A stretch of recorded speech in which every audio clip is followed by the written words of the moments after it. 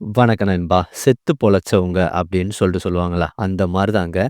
இப்ப பாருங்களேன், இந்த மடியில இருந்து நம்ம ஒரு செத்த மீன எடுத்திருக்கோம். ஓகேங்களா? பார்க்குறதுக்கு தெரியுது உங்களுக்கு உயிரோட இருக்கிற மாரியே தெரியல. ஏன்னா இப்ப பாருங்க கடல் தண்ணி பட்டிருக்கு. பட் இருந்தும் இந்த மீன் ஓடல. இந்த மீன நம்ம ஊர்ல பேத்த மீன் அப்படின்னு சொல்லுவோம். இந்த மீனுக்குள்ள பாருங்களேன் எவ்வளோ தண்ணி இருக்குன்னு. ஏன்னா இதுக்குன்னு ஒரு திறமை இருக்கு. என்னன்னா, இவர் ஏதாவது ஒரு ஆபத்தான இடத்துல மாட்டிட்டாரு. இவர் எப்படின்னா, நம்மளோட உயிர் போக போகுது அப்படின்னு நினைக்கும்போது, தண்ணிய ஃபுல்லா குடிச்சு இந்த மாதிரி பெருசாயிரும். இப்போதைக்கு நம்ம கடல்ல தூக்கி போட்டோம். இந்த மீன் பொழைக்குதா? இல்ல சாகுதா? அப்படின்னு சொல்றது தான் லைவா கேப்சர் பண்ண போறோம். ஏன்னா, இவர் இந்த மாரி தான் ஆக்கி, ஆ எதிரிகள்ட்ட இருந்து தப்பிக்கிறதுக்காக, அதாவது இறந்த மாதிரி நடிச்சு, அதுக்கப்புறம் பார்த்தீங்கன்னா, இது உயிர் பொழைச்சு ஓடும். அதனால இப்போதைக்கு நம்மளோட ஃபோக்கஸ் ஃபுல்லா இந்த மீன் மேல தான் இருக்க போது.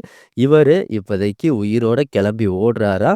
இல்ல அ இறந்து போயிருதா? அப்படின்னு சொல்றது தான் நம்ம பார்க்க போறோம். ஸோ ஃபுல்லா கவனமா இந்த மீனையே பார்த்துக்கிட்டு இருங்க.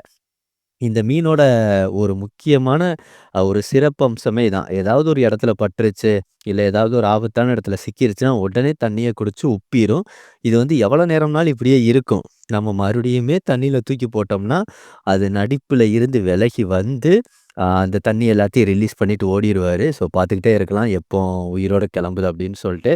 ஆ தெரியுதுங்களா? அந்த தண்ணியெல்லாம் ரிலீஸ் ஆயி ஓடிருச்சு பாருங்க. ஸோ இதுதான் இந்த மீனோட சிறப்பம்சம். ஸோ இந்த வீடியோ புடிச்சிருந்தா இந்த வீடியோவுக்கு லைக் பண்ணிட்டு, உங்களுக்கு தெரிஞ்ச ஒரு ஃப்ரெண்ட்ஸுக்கு இந்த வீடியோவ ஷேர் பண்ணி விடுங்க நண்பா.